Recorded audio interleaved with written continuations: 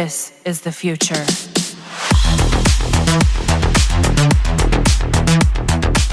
Hello everyone, and welcome again to another video about updated Warframe builds. This time around, we will be talking about the Warframe that you can get from tuning in to the announcement of Whispers in the Walls update during the Games Award, and that will be in a couple hours after watching this video. And just a friendly advice, don't miss out on the opportunity to get Sevagoth for free just by watching for 30 minutes, as this Warframe has one of the worst grind in the game. Sevagoth's main blueprint is acquired after completing the Call of the Tempestari quest. His components, apart from the main blueprint, each have a 10% chance of being awarded as a bonus reward at the end of Void Storm missions exclusively in Neptune Proxima for both Meso and Neo Fissures, Pluto Proxima for Neo Fissures, or Vale Proxima for Axii Fissures. Now, consider yourself lucky if you have a ride to farm Void Storm missions in the game. While it's one of the missions in the game that gives you lots of rewards, such as credits, endo from scrapping railjack mods and parts, relics, and corrupted holo keys, which you can trade for weapons, but still, many in the community step away from these types of missions because if you just want to farm all the stuff excluding the holo keys, then there are better missions to do that. The Twitch drop is your best bet to get a free Sevagoth and skip the terrible grind. So, is Sevagoth a good Warframe to play with? I'll be honest here and tell you that Sevagoth is not known as a good Warframe, but a good food for the Hellman system. However, don't get fooled though, because there's a special build and combo that you might want to try out on this Warframe, which is quite fun to play with. The best feature of this Warframe is his Gloom ability, wherein he unleashes flowing darkness around him as a radial wave pulses out and reduces the action speed of enemies around the Warframe. It can achieve 95% action speed reduction, which is the highest possible value in the game, and this is obtainable by adding 272% power strength in your build. Aside from the slow debuff, Gloom gives you the ability to lifesteal per hit, and it's widely used for Chroma's survivability or any other Warframe such as Banshee that is considered as a glass cannon.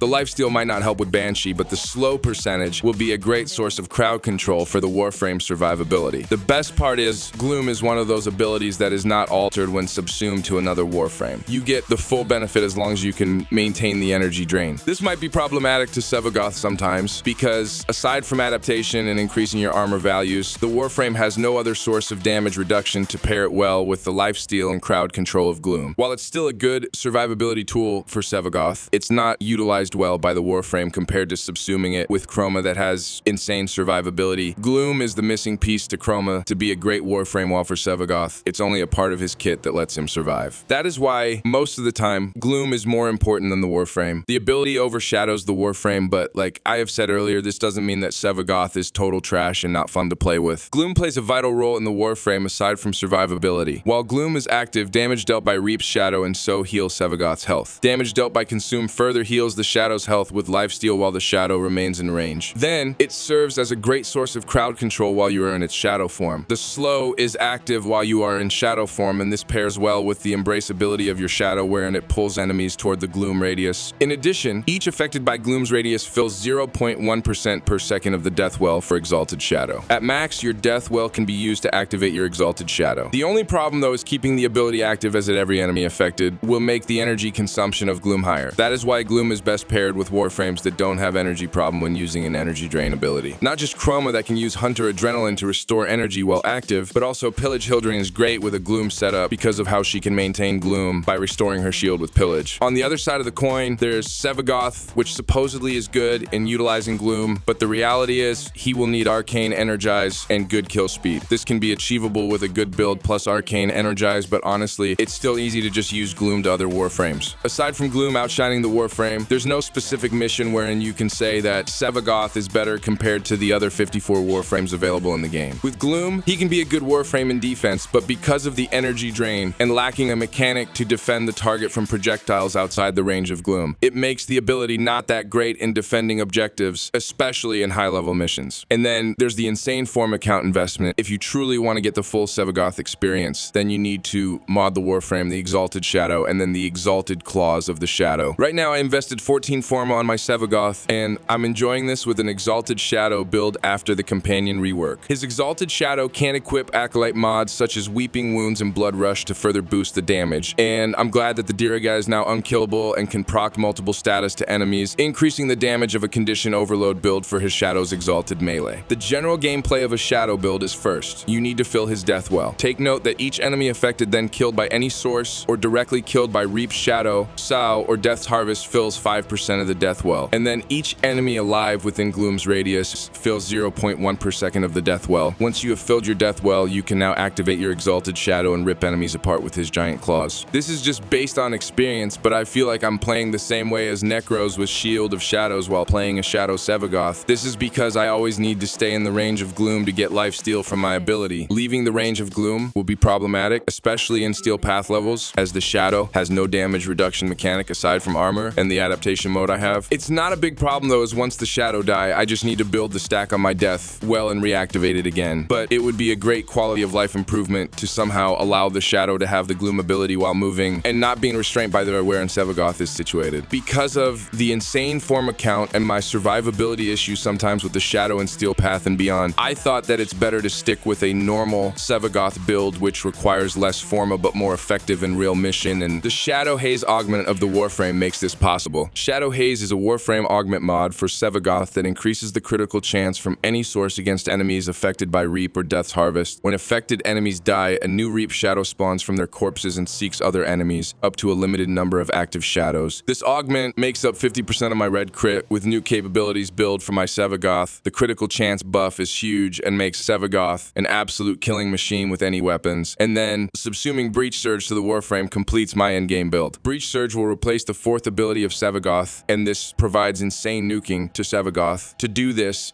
activate Breach Surge first to affect multiple targets in range, and then cast Sevagoth's Sow ability. After that, nuke them all with the Reap ability, and then your Breach Surge will form sparks that will target nearby enemies, dealing possibly millions of damage in the process. The best part is, Breach Surge acts as a second layer of survivability for Sevagoth, especially in Steel Path and beyond. The ability doesn't just provide nuking, but insane crowd control even against Acolytes and Eximus units with Overguard. The ability will make these special units useless. Breach Surge is one of the best counters against these units, and all they will do is just stand in place once they are affected by the ability. The last thing I want to discuss is about Sevagoth's immortality mechanic. On fatal injury and entering bleed out, Sevagoth's body petrifies into a broken tombstone as his shadow manifests itself. Control the shadow to collect the souls of 5 enemies by casting Consume via the ability, quick melee, or fire weapon buttons with a targeted enemy on the aiming reticle, reviving Sevagoth upon a full harvest. Alternatively, allies may manually revive Sevagoth by interacting with his tombstone. In solo plays, the passive is good in paper, but the immortality trick is just a myth in Steel Path and beyond, as the shadows won't able to survive incoming hits from high-level targets. In normal star chart, you can surely take advantage of the immortality trick, but beyond Steel Path levels, the shadow will die before you can consume 5 souls to revive Sevagoth. If there's one change I want in the future, I hope that Digital Extremes will add invincibility frames while the shadow is dashing so we can take advantage of the revive mechanic of this Warframe in beyond Steel Path levels. Now that you know how to play Sevagoth, try out the Shadow Haze Breach Surge build I have showed you and enjoy Sevagoth and Steel Path survival runs while playing the Sisters Below music from the Call of Tempestari update. I promise you, the whole experience will be much better. Thank you so much for watching.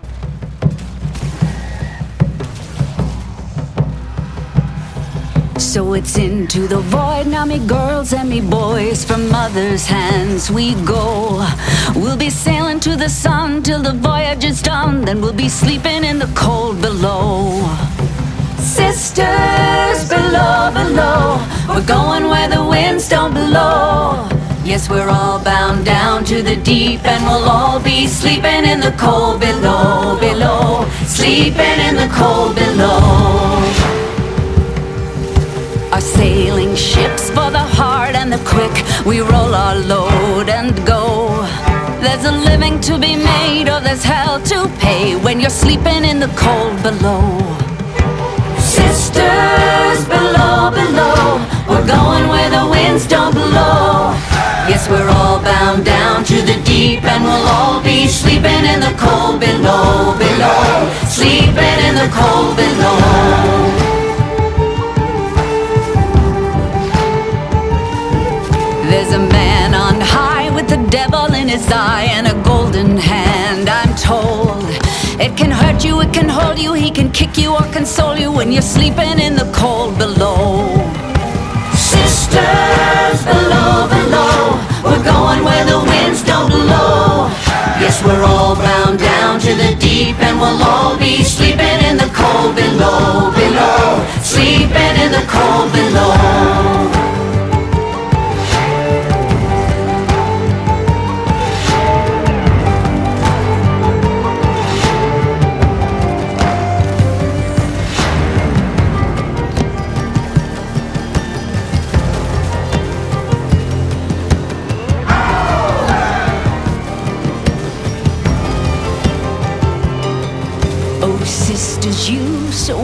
peace and true when it's my time to go.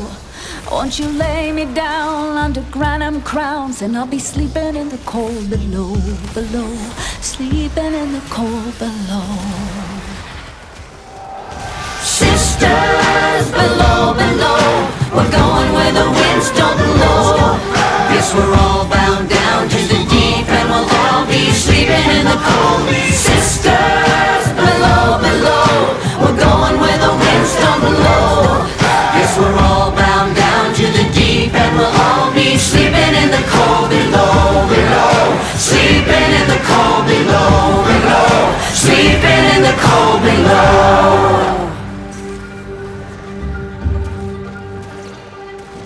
Today we sail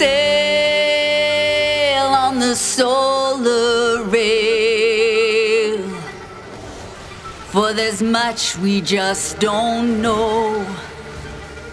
So farewell with a kiss, then it's fast for the mist, till we're all sleeping in the cold below.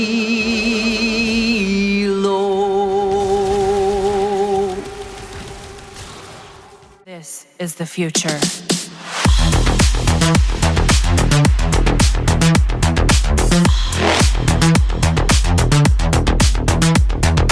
Evolution.